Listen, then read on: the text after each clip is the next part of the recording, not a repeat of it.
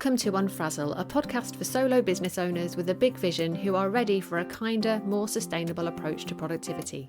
I'm Louise Miller, and each week I share bite-sized insights to help you step away from the hustle, stop faffing and stay focused so you can make your brilliant ideas happen and make a bigger impact in the world. Before we dive into today's episode, if you enjoy what I'm sharing here on Unfrazzle and you'd like to support the podcast, you can buy me a cuppa by going to buymeacoffee.com/Louise Miller and making a one-off donation. I'll pop a link to that in the show notes. Okay, grab yourself a cuppa and let's get started.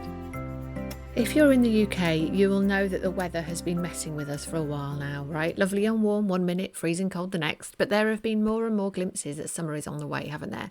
And apologies if you're listening to this in the Southern Hemisphere and you're reaching for the winter woolies, although, let's face it, we're never too far away from a cardigan over here in the UK. But are you feeling it too, right? The anticipation of the summer, of long evenings in the garden, days out with the family, enjoying fish and chips in the car with the windscreen wipers on because we're British and we don't let the weather stop us from enjoying a day out. Whatever you're up to over the summer months, I really hope you're making time for some fun and frolics, right? It's so good for the soul, and we all need to take a break from our business from time to time. I don't know about you, but I'm really feeling that at the moment because, no matter how long you've been in business, that emotional roller coaster never really goes away, does it? And with so much heaviness in the world, not to mention the challenges I know that many of my solo business owner friends have been facing over the last few years, it is a lot. So if you're tired, that's okay. I'm looking forward to some time off over the summer, and I really hope that you've scheduled in some time out too. But let's be honest, I know from working with so many clients over the years that the idea of taking a break can be a bit stressful because there's nobody to do the work in your absence, is there? So the idea of switching off and taking a proper break can feel impossible. And that is exactly why I encourage everyone to up their planning game at this time of the year.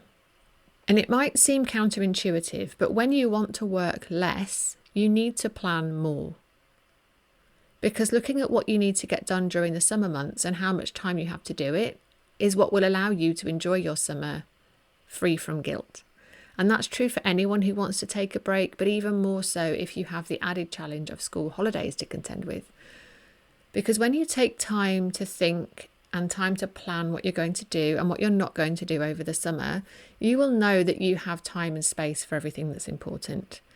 And then when you are choosing to work, you'll use those working hours wisely, focusing on what's most impactful rather than frittering away your time. You'll also stop fretting about the things you haven't done because you actively chose not to do them, knowing that they could wait. And it also can help you resist the urge to just quickly check your emails when you're on holiday, because as part of your planning, you might choose to protect some space after your break to deal with whatever comes up. So you won't feel like you're going to be up against it. You'll know you've got space to kind of land back into your work in a kind of calm and measured way. So whilst it's tempting to skip planning right now at this time of year because, the kids are going to be off school and I'm going to be on holiday, so what's the point? That is precisely why you need to make time for planning at this time of the year. And I promise that you will feel lighter and free to enjoy your summer as a result. So if you've tried planning on your own and that doesn't translate into actually getting things done, you will be very welcome to join us in Make It Happen Club. I'm going to be guiding members to make some decisions about what to focus on from July to September during our next quarterly planning session in a few weeks' time. And I would love for you to join us there. So if you're listening to this around the time that this episode is released, doors are opening later this week. I will pop a link in the comments so that you can find out more and grab your place. It would be wonderful to have you with us in the club, but whether or not you choose to come and work with me, as always, I really hope that this helps, that you'll create some space for your planning this summer, and I look forward to seeing you again soon. Thank you for listening to Unfrazzle. If you enjoyed this episode, please share it with a friend who needs a dose of calm productivity in their life.